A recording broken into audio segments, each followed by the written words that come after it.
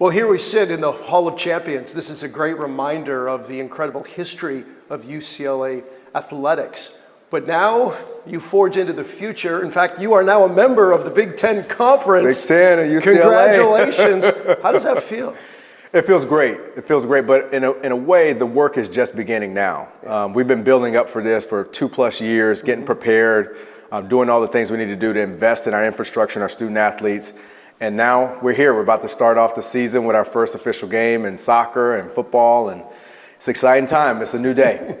Could you have even imagined 4 years ago when you accepted this AD position here at UCLA that you would be witness to and be a part of the demise of such a storied conference like the Pac-12?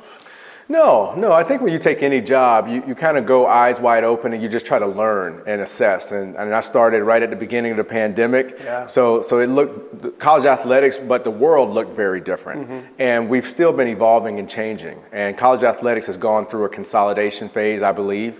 I don't think it's done. I think this is an iteration of it, and it's going to continue to change in a few more years. Mm-hmm. And so I didn't have any thoughts or any sights about conference affiliation. I really didn't. But you got to quickly assess where things are and where you want to go. And when we did that, it just became very apparent that the Big Ten was a potential opportunity that was going to be best for our future success. As people watch this and they see the surroundings that we are sitting in, they are reminded of the dominance that UCLA athletics has had through the decades. How do you think that will translate as now you go into the challenges of a Big Ten conference? Well, we've had 123 NCAA national championships, and that's second most in the country. That's going to become first in the Big Ten. We've won 88 conference championships in the past 20 years, over 17 different sports. So that shows you the breadth and depth of our athletics portfolio and our Olympic sports and just how much success we've experienced over the years. That's not going to change. We talk about champions made here at UCLA and Westwood, and we're proud of that history and that tradition. And those 4 letters, we're going to continue to invest in our student athletes, attract the most talented and brightest, and keep winning.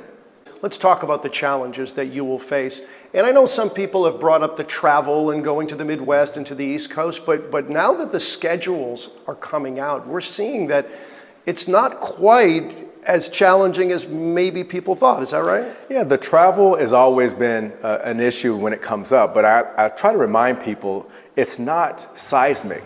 You know, it's incidental in some cases. So the schedule could not have worked out better for our first year in the Big Ten, and that's a credit to the partnership with the Big Ten and us getting into the conference early 2 years ago and really fighting for our student athletes and logistically making sure it's as minimally impacting them as possible.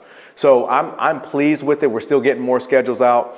But the travel thing is something we're gonna react to. You know, there are gonna be things that maybe don't go the way that we were planning, but that's okay. I mean, that's life. Nothing is perfect, right? You've got to be flexible. You got to adapt, and we have the resources, and we're prepared to adapt however our student athletes need for them to be successful. And I know people watching, they hear NIL, name, image, likeness. They're not really quite clear on how that works and how the money comes in and how that's allocated. How is NIL money going to factor into all of what we're talking about? Name, image, and likeness is huge for our student athletes. I mean, you've talked to them.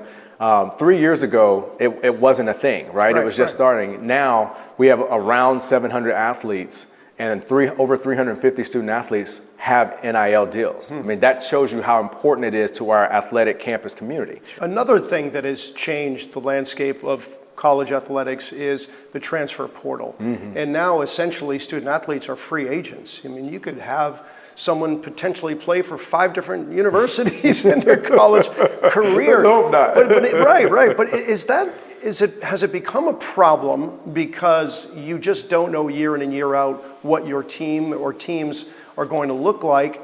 And do changes need to be made so that way this thing is just not the wild, wild west that it is today?